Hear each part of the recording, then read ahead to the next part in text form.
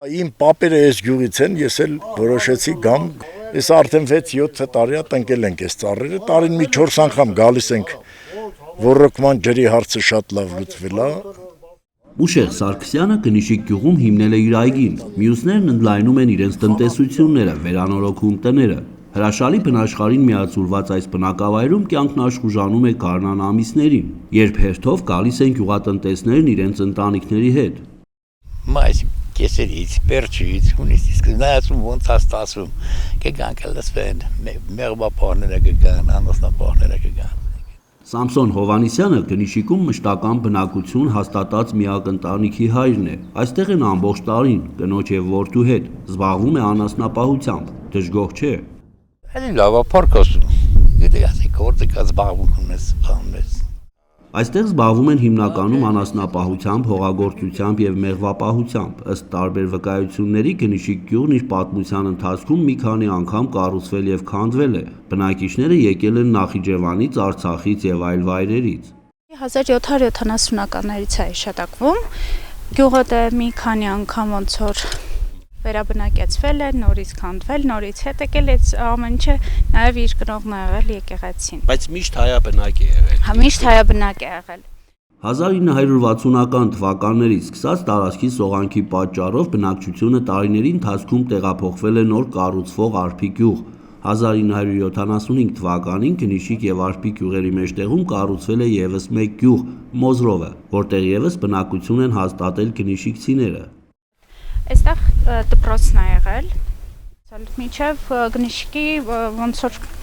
տեղափոխությունը 1975-76 թվականին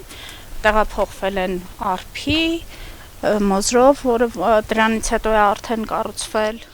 Հայաստանի կառավարության կողմից 2002 թվականին հաստատվել է Կնիշիկ գյուղի պատմության եւ մշակույթի հուշարձանների ցանկը, որում ներառված է 40 հուշարձան։ Գյուղի տարածքում կան 4-5-րդ դարերի խաչքարեր։ 2022 թվականին Ժիրայր Նիկողոսյանի նախաձեռնությամբ մեկնարկեց ավերված Սուրբ Թադևոս եկեղեցու շինարարությունը, որի օծման հանդիսավոր արարողակարգը տեղի ունեցավ 2025-ի հուլիսին։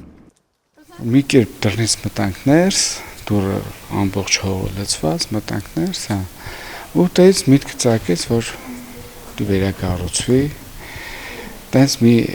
2 տարի տևեց թղթաբանություն, բայց ստացվեց Փառք Աստծո։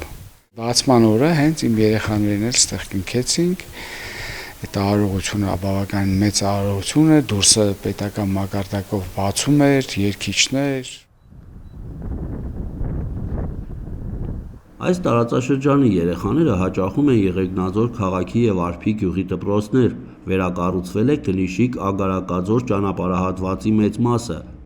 Այս ճանապարհը, որ սարքում են, սա ռազմական նշանակության ճանապարհ է։ Հիմա կեսը եկել են, կեսն էլ այս տարի պետք է անեն։ Անձրևային եղանակներին այդ հատվածում քարաթափումները սովորական երևույթ են, սակայն վարչական ղեկավար Եղիսաբեթ Խաչատրյանի պնդմամբ երթևեկությանը չի խոչընդոտում, քանի որ ճանապարհաշինարարներն արագ են արձագանքում։ Ամեն անձրևներից հետո ոնց որ կա եւ ունենք Եղեգնաձորի ճանաչին կազմակերպությունը, որը որ լավ աշխատանքներ կազմակերպում են, որտեղ քարաթափումներ միշտ են, մանավանդ առատեղումներից հետո միշտ ունենում ենք։ Տեղաբնակները հիմնականում օգտվում են մարզկենտրոնի խանութներից, միանգամից մի քանի օրվա պաշար են գնում, իսկ բնամթերքը սեփական տնտեսություններից է, էկոլոգիապես մաքուր ու թարմ միսը, կաթն ու մեղրը։ Ունեն իրենց մեքենաները, իջնում են Եղեգնաձոր, կազմակերպում իրենց առևտուրը, ինչ պետք է, ոչ թե մեկ հատով, այլ մի քանի հատովի տարբերություն ունեցած տեղերի։ Կնիշիկը Հայաստանի ամենասիրուն տեսարժան անկյուններից է։ Հրաշալի բնությունը վայելելու համար այստեղ են այցելում բազմաթիվ զբոսաշրջիկներ, հիմնականում ակտիվ հանգստի քայլարշավների սիրահարները։ Վայոց-Ձորյան հեռավոր Կնիշիկ գյուղում էինք, որին պատմական մեր հայրենիքի մյուս կտորից Նախիջևանից բաժանում է ընդամենը այս լեռը։